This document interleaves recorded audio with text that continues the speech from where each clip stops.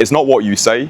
It's not even how you say it. It's who you decide to be when you say it. When I'm working with my guys, either online or in person, the question that I get them to ask themselves when they're interacting with a beautiful woman is, who does this moment need me to be? Bro, have you ever been talking with a woman and you felt as though something was missing? Because all these dating gurus online will tell you it's all about the words that you use, but what I found to be true after helping over 200 career-driven men how to properly master the art of connection with women is, it's not what you say, it's not even how you say it, it's who you decide to be when you say it. So in this video, I want to give you a non-obvious, lesser-known way of speaking with women in a way that separates you from every other guy and makes them desperate to see you again. And I call this the brother-father rule, and I've never heard anybody else talk about it. So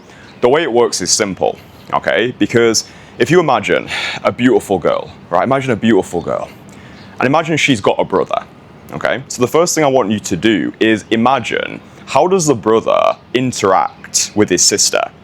Is he up in his head?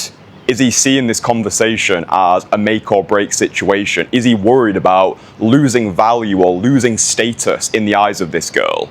No, he's taking the piss. He's out of his head. He's detached from outcome. He's non-needy, yeah? So when you run a conversation with a woman through this frame, the frame of the brother, it allows you to have a more playful, non-needy conversation. But the problem is, if you stay just in the brother frame, you'll come across as too soft. Your conversations will lack polarity. You'll be missing this dominant masculine edge that turns a woman on.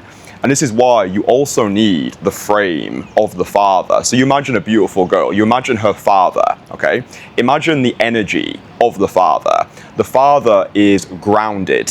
He's able to challenge her opinion on things. He's not putting her on a pedestal. He's able to disagree with her.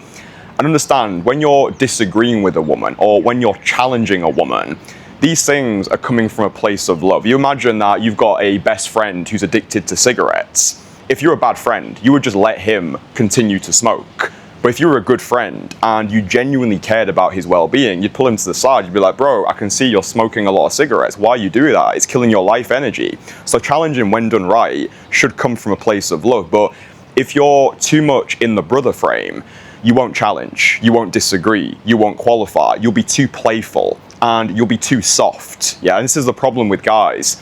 A lot of guys, when they're talking with a woman, they're either one or the other. They're either too soft, the brother, or they're too serious, the father. And if you're too much in the father frame, your conversations will feel too logical. They'll feel too analytical. You might even feel as though you're too boring in a conversation. And this is why implementing the brother-father frame will allow your conversations with women to feel as natural as drinking water, because you need both. And when I'm working with my guys, either online or in person, the question that I get them to ask themselves when they're interacting with a beautiful woman is, who does this moment need me to be? Okay? So when you're interacting with a woman, ask yourself, am I in the brother frame right now? Am I being too playful? Or am I too much in the father frame? Am I being too serious? And then you decide who this moment needs you to be. Now, this video is useful if you can already approach women, because what I've found to be true now is men today, they're living their dating lives like closet heterosexuals. So they're scared of even approaching women in the first place, stone cold sober during the daytime. They see a beautiful woman who they want to talk to. They think too many steps ahead, they experience failure in advance, and they reject themselves before the conversation even gets the chance to unfold.